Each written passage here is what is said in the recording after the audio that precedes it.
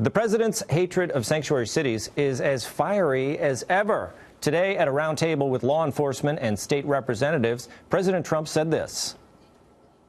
Sanctuary cities in states like California put innocent Americans at the mercy of hardened criminals, hardened murderers. Sanctuary cities are dangerous, and we're going to take care of the problem. And he's not alone in this battle. The California city of Los Alamitos is bucking against the rest of the state, voting against being a sanctuary city.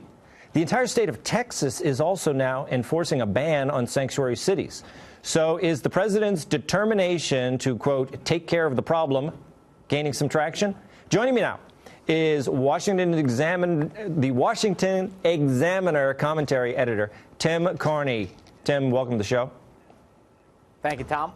Okay, so do you think this is good? You have, some cities opting out. You got states going this way. Is this good for democracy? I think the more the merrier as far as the viewpoints go.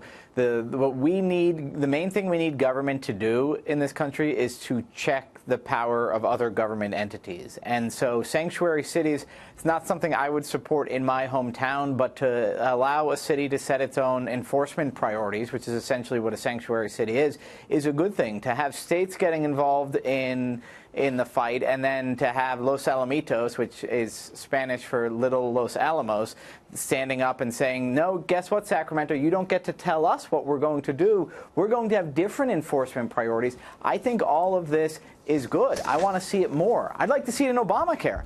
You've got Idaho. I don't know if you know this. Idaho recently approved lots of health care plans that don't meet the mandates of Obamacare. I think we do have to have, where possible, states passing policies that check the power of the federal government to impose on the people. Okay, but that does make sense, and I do like checks and balances, and I like states having power. But isn't this more like the Civil War in that we have the federal government, their purview is immigration. If they can't get in there to enforce immigration, and the states are actively preventing them from enforcing the law, it seems like that's a different story.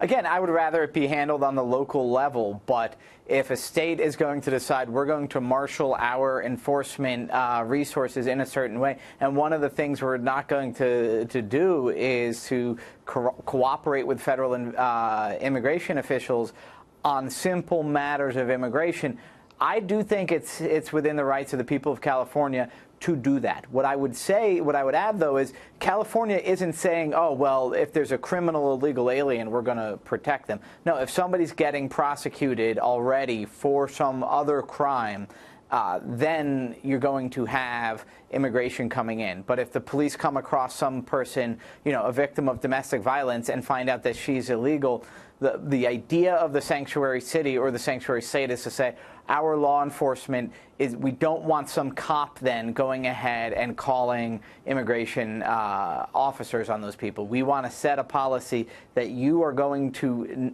for the simple crime of being illegal, of being here illegal, you're not going to get in trouble. If you break other laws, then your illegal status here could compound that.